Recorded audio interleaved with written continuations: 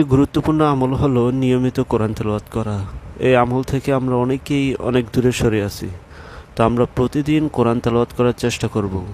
প্রতিদিন প্রত্যেক নামাজের পর কমপক্ষে 2 পাতা করে কোরআন পাঠ করার চেষ্টা করব। তো আমরা যদি নিয়মিত কোরআন তেলাওয়াত করি তাহলে আমাদের আচরণ সুন্দর হবে।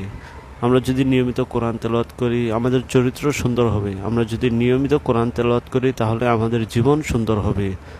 আর এই কোরআন হলো পৃথিবীর শ্রেষ্ঠ বই। আর যে ব্যক্তি কোরআন শিখে এবং শেখায় সে হলো পৃথিবীর শ্রেষ্ঠ মানুষ। এই কোরআন আমাদেরকে আল্লাহ তাআলার সাথে পরিচয় করিয়ে দেয়। এই কোরআনের মাধ্যমে আমরা জানতে পারি জান্নাত, জাহান্নাম, হাসর, মিজান, পুলসিরাত। এই কোরআন আমাদেরকে সফলতা দান করে। কোরআনের মাধ্যমে আমরা আমাদের জীবনকে সুন্দর করতে পারি, আমাদের আচরণকে সুন্দর করতে পারি।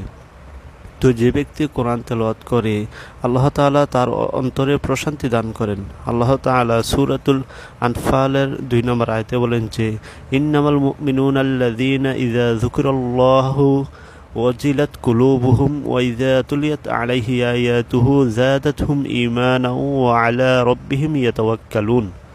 তো আল্লাহ তাআলা বলেন যে যে ব্যক্তি কোরআন তেলাওয়াত করে, যাদের সামনে কোরআন আল্লাহ তাআলা স্মরণ করা হয় তাদের অন্তর প্রশান্তি লাভ করে। আর কোরআন তেলাওয়াতের মাধ্যমে তাদের ঈমান বৃদ্ধি পায় এবং তারা কি আল্লাহ তাআলার উপর ভরসা করে। তো একমাত্র আল্লাহ তাআলার জিকির, কোরআন তেলাওয়াত আমাদের অন্তরে প্রশান্তি লাভ করে। আজকে তো আমরা কত পেরেশানিতে থাকি, আজকে আমাদের মন সবসময় পেরেশানিতে থাকে। তো একমাত্র অন্তর প্রশান্তি দানকারী হলো কোরআন তেলাওয়াত। আমরা কোরআন তেলাওয়াত করব, আল্লাহ তাআলার জিকির করব। তো রাসূল সাল্লাল্লাহু আলাইহি ওয়াসাল্লাম বলেন যে ইকরাউল কুরআন ফাইন্নাহু ইয়াতি ইয়াউমাল কিয়ামাতি শাফিআন লিআসহাবিহি।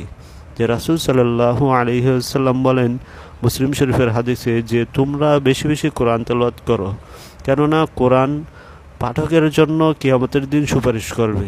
তাহলে আমরা এই হাদিস থেকে বুঝতে পারলাম যে যে ব্যক্তি কোরআন তিলাওয়াত করে, কোরআনুল কারীম পাঠ করে প্রতিদিন, তার জন্য কোরআন কি সুপারিশ করবে। সুবহানাল্লাহ। তো আমরা বেশি বেশি কোরআন তেলাওয়াত করার চেষ্টা করব এবং কোরআনের সাথে যেন আমাদের সম্পর্ক নিবিড় হয়। আমরা প্রতিদিন কমপক্ষে 1 পারা কোরআন তেলাওয়াত করার চেষ্টা করব। তার একটা সহজ উপায় হলো যে প্রত্যেক নামাজের পর কমপক্ষে 2 পাতা করে কোরআন পাঠ করা।